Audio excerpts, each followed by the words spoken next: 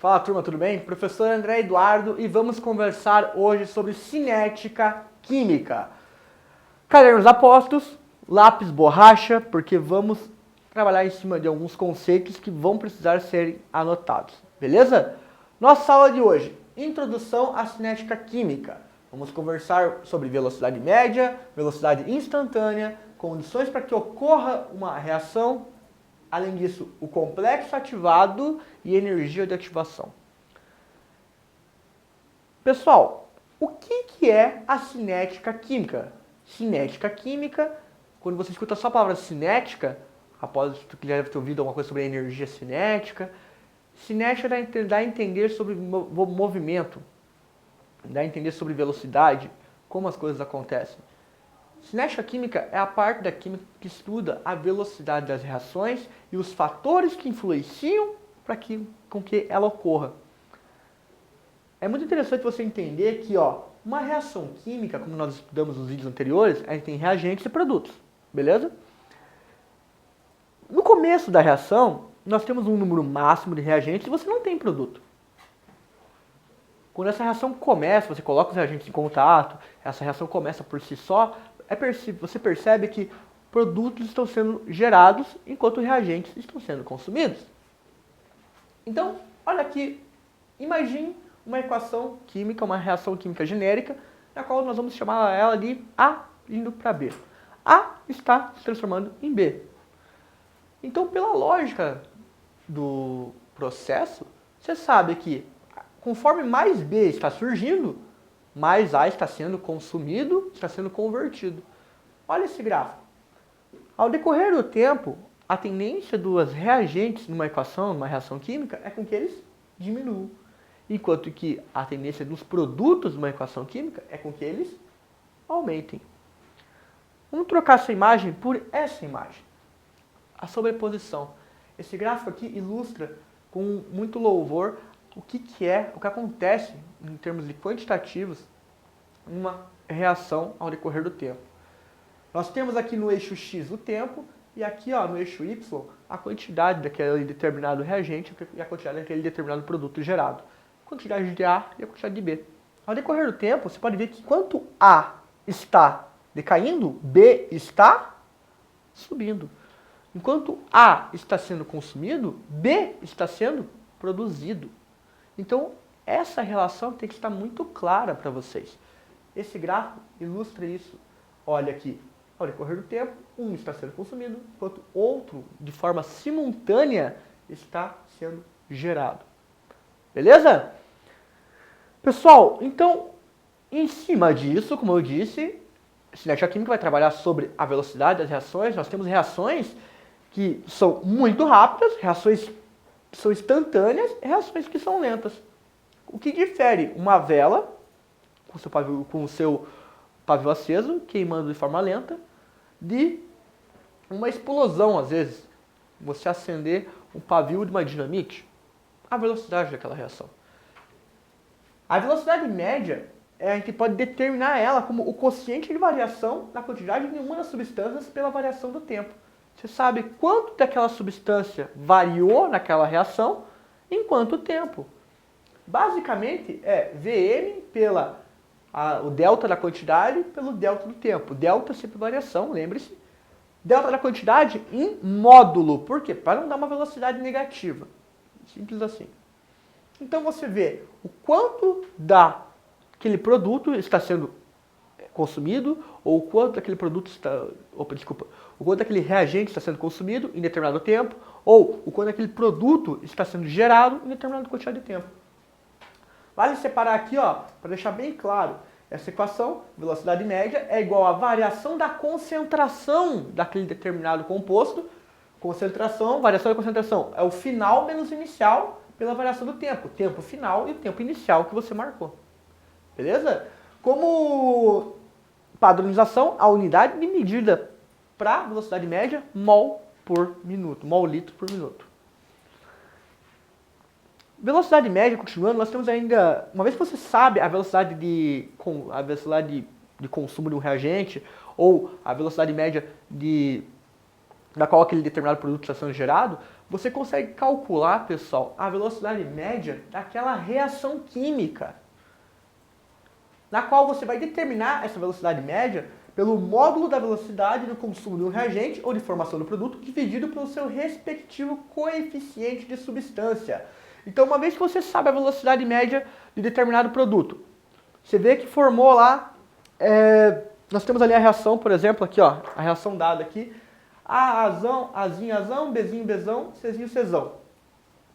Você verificou que a velocidade média de formação de C, ela é, vamos supor, X. Vamos para não trabalhar com número, misturar, mas você sabe que a velocidade média de C, você calculou a velocidade média de C, a velocidade média de C, a velocidade média de C, e você descobriu que a velocidade média de C é x mol minuto. Certo? O que a reação média diz? Você sabe que em determinado tempo, você faz a velocidade média é aquela ali. Para você determinar a velocidade média da reação, você pegaria qualquer um, descobrindo a velocidade média de qualquer um, seja do reagente ou seja do produto, qualquer um das velocidades de formação ou de degradação dessas substâncias envolvidas, você colocando ela em módulo, então aqui ó, você sabe que x é a velocidade média de C. Então, a velocidade média dessa reação aí, ilustrada por Azinho, a reação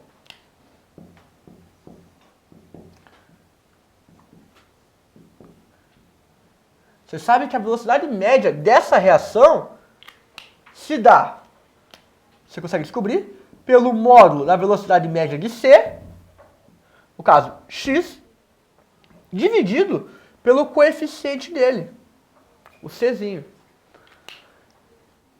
Ou melhor dizendo, vamos supor, você calcula a velocidade média de outro reagente, para não ficar confundido aqui. Você descobriu que a velocidade média de Bzão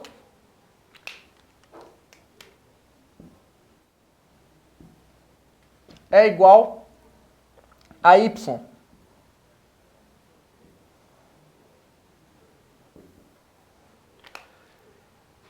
Esse valor de Bzão, a velocidade média de Bzão dividido pelo coeficiente desse B, também vai dar o valor dessa velocidade de reação. Entenda que você consegue descobrir a velocidade da reação. Se você descobrir a velocidade média de qualquer um dos componentes da reação, você consegue descobrir a velocidade média da reação. O valor é igual. Beleza? Visto isso, pessoal, velocidade instantânea. Para não confundir, deixa eu apagar aqui.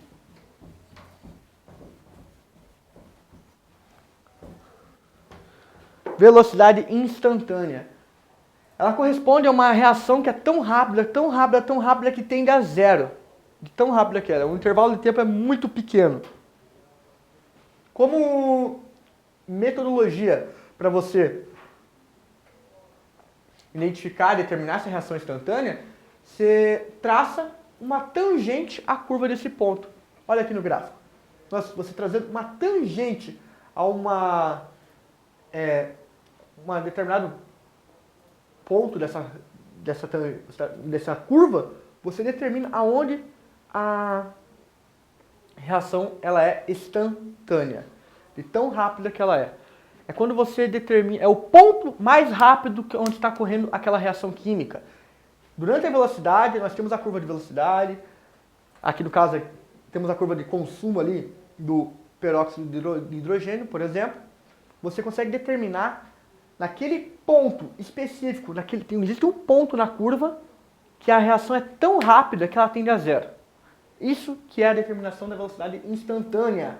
Você consegue encontrar baseado traçando essa tangente à curva. No ponto específico onde elas se encontram é onde você sabe que é o ponto de maior velocidade daquela reação química. Beleza? Reações, para que elas ocorram, elas necessitam de certas condições. Dentre as condições para que ocorra uma reação química, a primeira delas é a natureza dos reagentes. Necessariamente, pessoal, os reagentes possuem ter uma precisam ter uma afinidade entre si para que ocorra a reação química. Se não existe interação, se não existe afinidade, como que vai ocorrer reação? Quando você pega, por exemplo, essa caneta. A caneta, se eu deixar essa tampa dentro dessa caneta, elas estão em contato, às vezes não reagem entre si. A tampa não reage com o restante aqui, com a tinta da caneta, não reage. Por quê? Porque não existe afinidade entre o material da tampa e o material ali da tinta. Eles podem, no máximo, estão em contato, mas não existe uma reação química entre eles. Então, é extremamente importante que exista afinidade entre os reagentes. Quanto mais afinidade, mais rápido é a reação química. Quanto menor a afinidade, menor a velocidade da reação química. Não existe afinidade, não ocorre reação química. O segundo ponto que deve ser levado em consideração é o contato entre os reagentes. Para que as coisas reajam, por mais que dois produtos eles tenham uma altíssima afinidade, se você deixar um produto num frasco A e o outro no frasco B, longe um do outro, não ocorre reação química. Você necessita do contato entre os reagentes. Além do mais, você necessita de colisão entre as partículas. Ou seja, colisão, uma partícula deve se chocar com a outra de tal maneira e energia que rompam as ligações anteriores dos reagentes para formar novas ligações presentes nos produtos. Essas colisões, além de serem energéticas, elas devem ter uma posição favorável, que a gente chama. Posição favorável é quando elas entram em choque de tal maneira que essa troca de ligações seja eficiente. Olha aqui no nosso gráfico, na nossa imagem.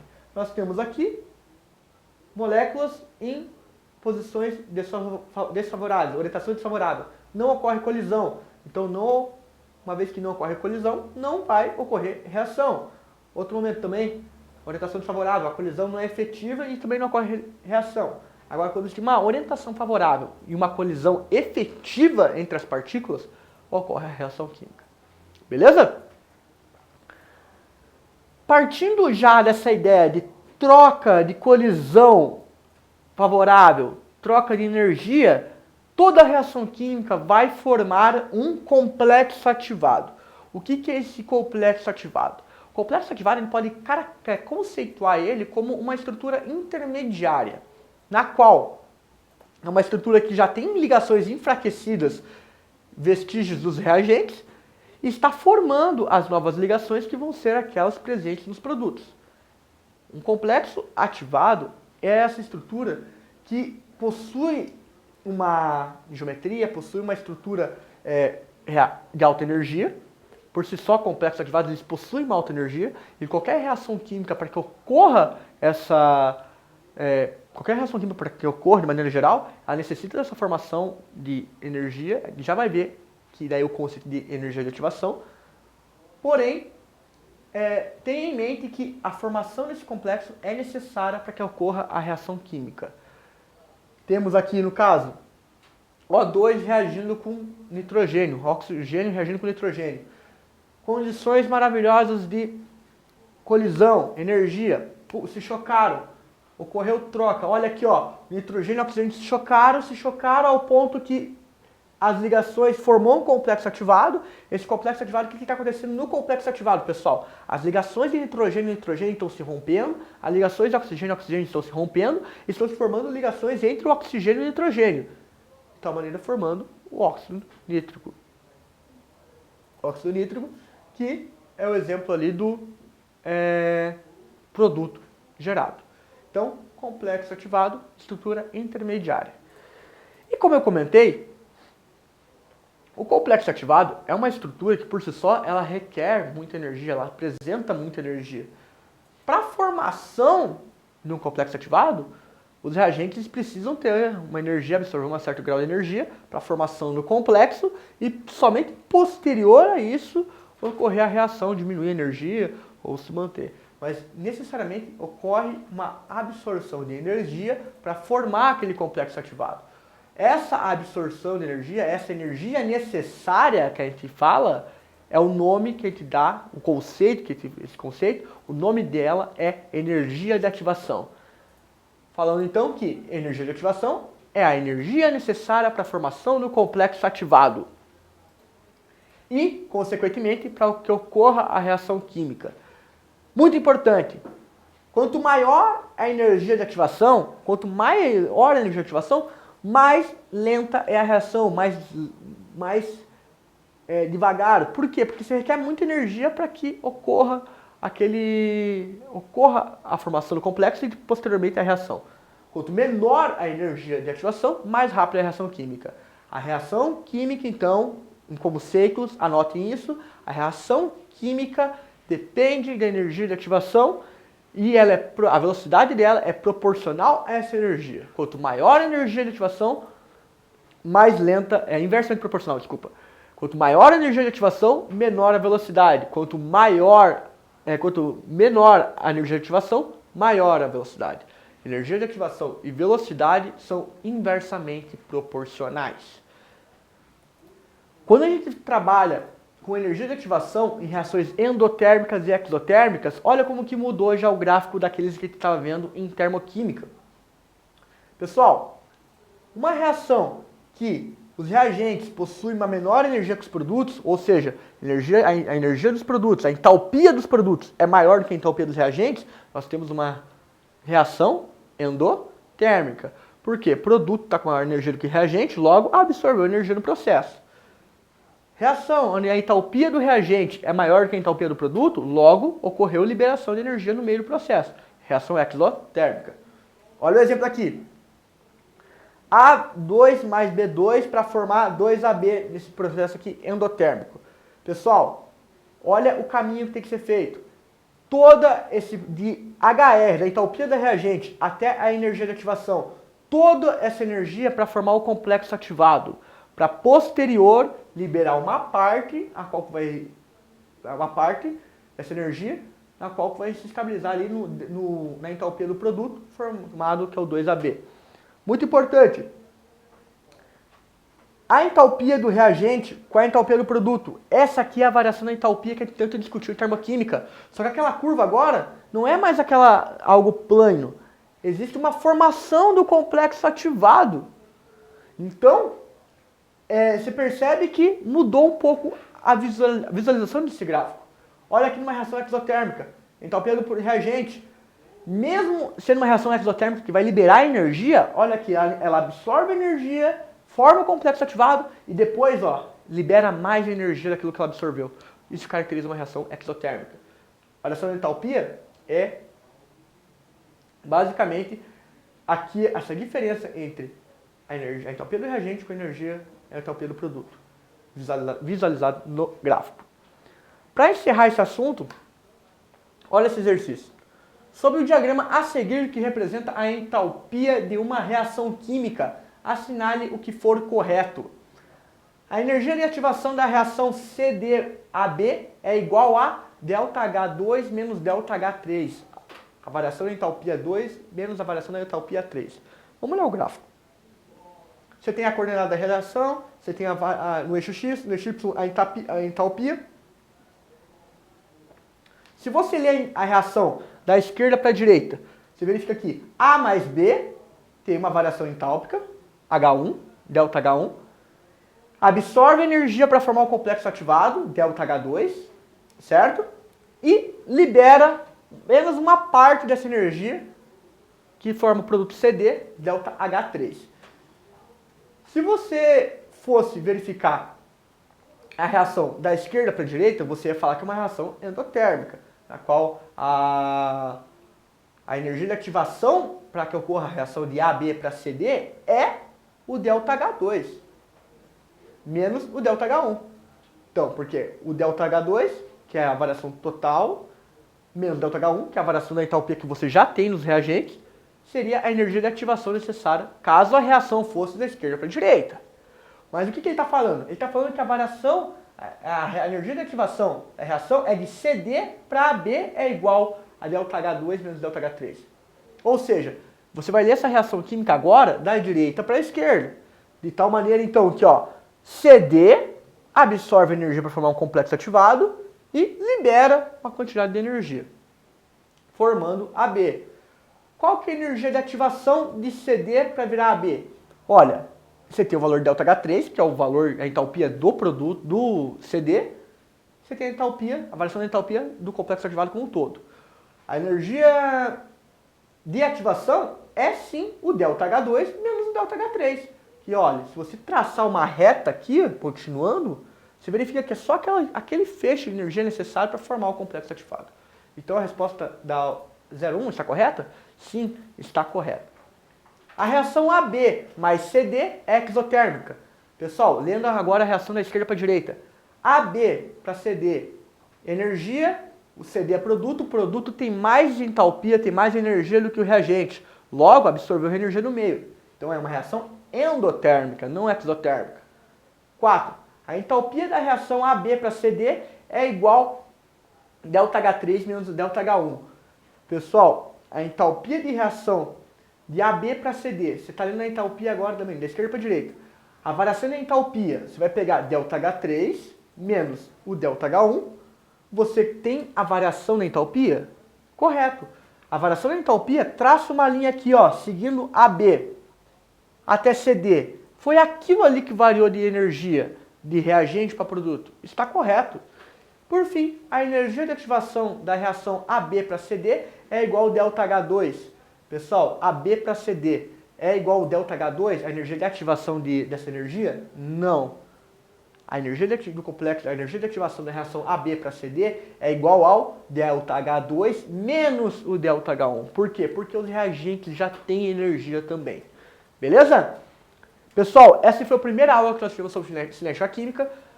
Aguardo vocês nos próximos vídeos. Grande abraço, tudo melhor, valeu!